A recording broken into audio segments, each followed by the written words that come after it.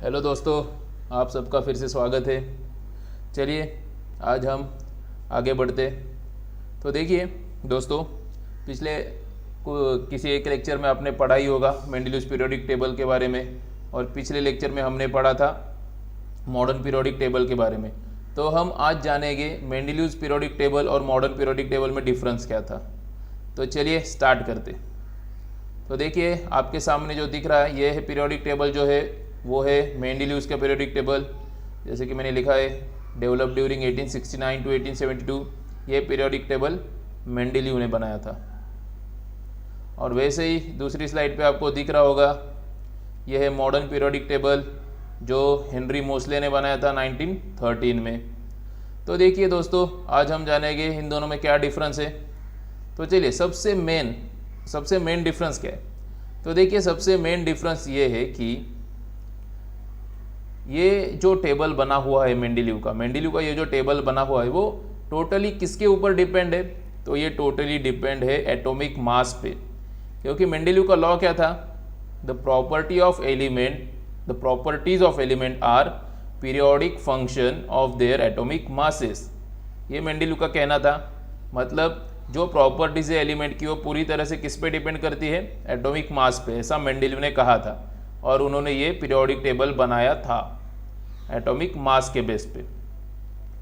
और तो जब नए इन्वेंशंस हुए, नई डिस्कवरीज हुई, तब हेनरी मोसले को पता चला कि एटॉमिक मास नहीं तो एटॉमिक नंबर ये फंडामेंटल प्रॉपर्टी है किसकी, तो एलिमेंट्स की। तो उन्होंने इसी टेबल में, ये जो आपके सामने आपको टेबल दिख रहा है, इसी में थोड़ा मॉडिफिकेशन किया और अपना एक मॉडर्न पीरियोडिक टेबल बनाया, जो किस पे बेस्ड है, पूरा ये एटॉमिक नंबर पे बेस्ड है।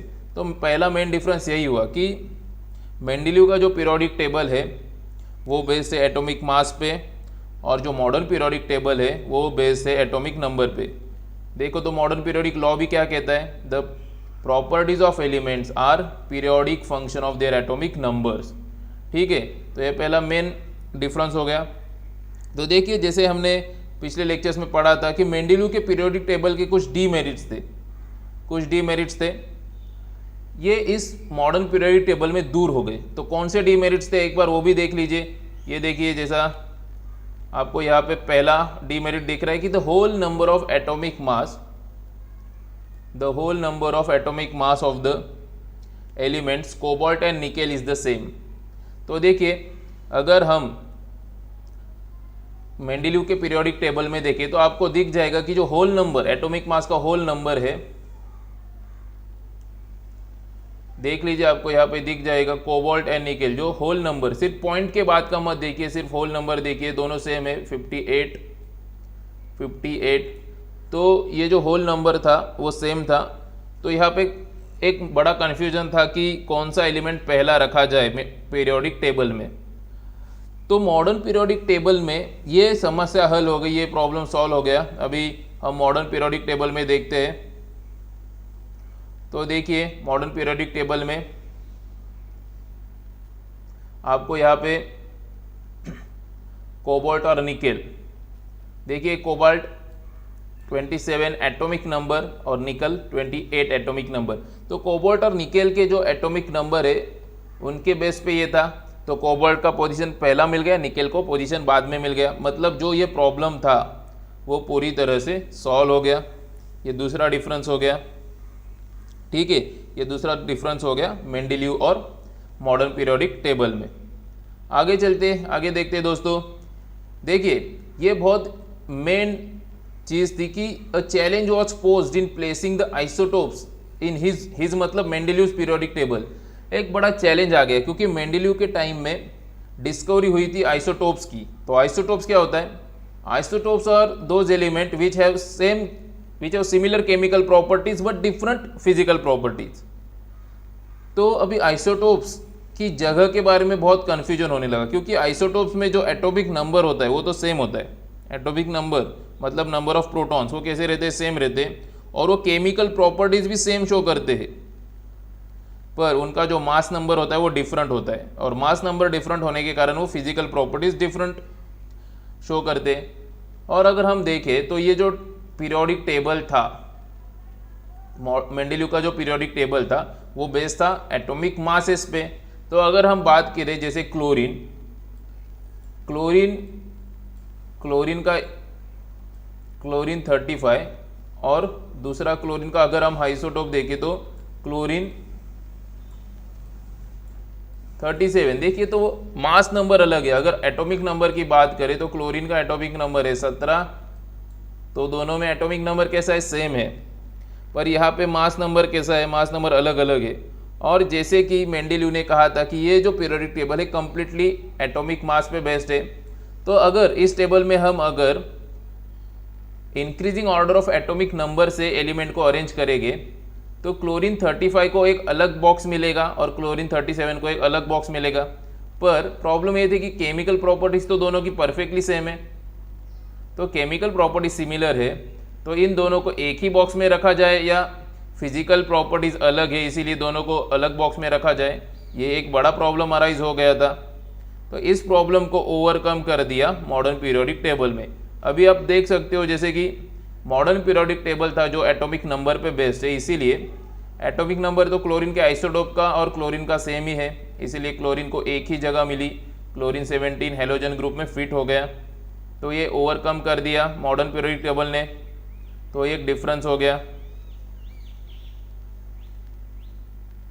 देखिए दोस्तों, जो कुछ डीमेरिट्स थे मेंडेलीव के, यहाँ पे आप मॉडर्न पीरियोडिक टेबल के मेरिट्स भी कह सकते हो, क्योंकि वो प्रॉब्लम्स क्या किया मॉडर्न पीरियोडिक टेबल ने सॉल्व कर दिया।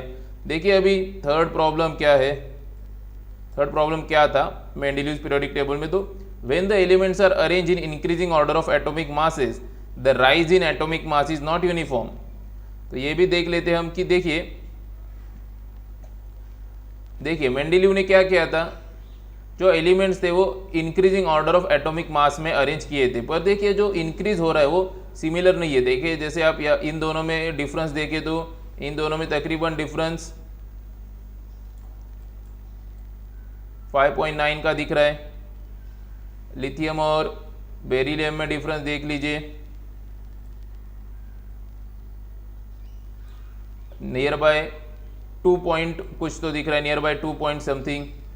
यहाँ पे अगर बेरिलियम और बोरॉन में डिफरेंस देखा जाए तो 1 का डिफरेंस दिख रहा है। तो ये जो एटॉमिक मास बढ़ता जा रहा था वो यूनिफॉर्मली नहीं बढ़ रहा था, पर वही अगर हम बात करें मॉडर्न पीरियोडिक टेबल में जो कि एटॉमिक नंबर्स पे अरेंज किया गया है, तो देखिए इंक्रीज इन एटॉमिक नंबर हमेशा आपको यूनिफॉर्म मिलेगा। जैसे ये देखिए 1 के बाद आपको मिलेगा 2 के बाद 3, 4, 5, 6, 7, 8, 9, 10। तो मतलब हर एक में डिफरेंस 1 का है। तो आपको जो ये मिल रहा है एटॉमिक नंबर्स वो कैसे मिल रहे हैं कि यूनिफॉर्म मिल रहे, यूनिफॉर्म आपको मिल रहे। ये एक और डिफरेंस हो गया। और देखिए ये मोस्ट इम्पॉर्टेंट है कि ये जो फोर्थ प्रॉब्लम था पोजीशन ऑफ हाइड्रोजन, ये जो प्रॉब्लम था वो मॉडर्न पीरियोडिक टेबल में भी सॉल्व नहीं हुआ है। जो ये एम्बिग्विटी है, मतलब कन्फ्यूजन जो है पोजीशन ऑफ हाइड्रोजन को लेके, वो इन दोनों टेबल में आपको दिखेगा, ये भी याद रखिए। जैसे ये देखिए हाइड्रोजन का पोजीशन यहाँ पे भी देखिए मेटल्स के साथ रखा गया, अल्कली मेटल्स के साथ। ये सारे अल्कली मेटल्स आपको दिख रहे होंगे, सिस्मियम, रिबिडियम, पोटेशियम, सोडियम, लिथियम, ये सारे अल्कली मेटल्स है और हाइड्रोजन को उनके साथ प्लेस किया गया इसमें भी। और यहाँ पे भी देखिए जो हाइड्रोजन है, यहाँ पे भी देखिए आपको दिखेगा सारे अल्कली मेटल्स है उनके साथ ही हाइड्रोजन को प्लेस किया गया है। तो ये एक आप कह सकते हैं कि ये डीमेरिट है मॉडर्न पीरियोडिक टेबल का। वैसे मॉडर्न पीरियोडिक टेबल में आपको कोई डीमेरिट नहीं मिलेगा, पर ये आप कह सकते हैं कि मॉडर्न पीरियोडिक टेबल का एक डीमेरिट है। तो देखिए दोस्तों, ये था हमारा एक छोटा सा पॉइंट जो हमने अभी जान लिया। इसमें सिर्फ हमने डिस्कस किया कि कैसे जो डीमेरिट्स थे वो ओवरकम हुए, जो कुछ डीमेरिट्स थे मेंडेलीव्स पीरियोडिक टेबल के, कैसे मॉडर्न पीरियोडिक टेबल में उनको ओवरकम कर दिया। सिर्फ जो एक डीमेरिट बचा वो है हाइड्रोजन, पोजीशन ऑफ हाइड्रोजन। तो दोस्तों मुझे आपको बताना है अभी कि हाइड्रोजन आपको क्या लगता है, हाइड्रोजन यहाँ पे ठीक है या हाइड्रोजन की पोजीशन यहाँ इन हेलोजन्स के साथ होनी चाहिए, आपको क्या लगता है? देखिए क्योंकि हाइड्रोजन नॉन मेटल है, हाइड्रोजन का वैलेंसी भी 1 है, मतलब कुछ प्रॉपर्टीज वो ये हेलोजन्स ग्रुप से सिमिलर दिखाता है, वैसे ही कुछ प्रॉपर्टीज अल्कली मेटल से भी सिमिलर दिखाता है। तो आपको क्या लगता है? आपकी राय कमेंट में पोस्ट कीजिए। अगर वीडियो अच्छा लगे तो लाइक कीजिए, अपने दोस्तों के साथ शेयर कीजिए, और वीडियो देखने के लिए थैंक यू।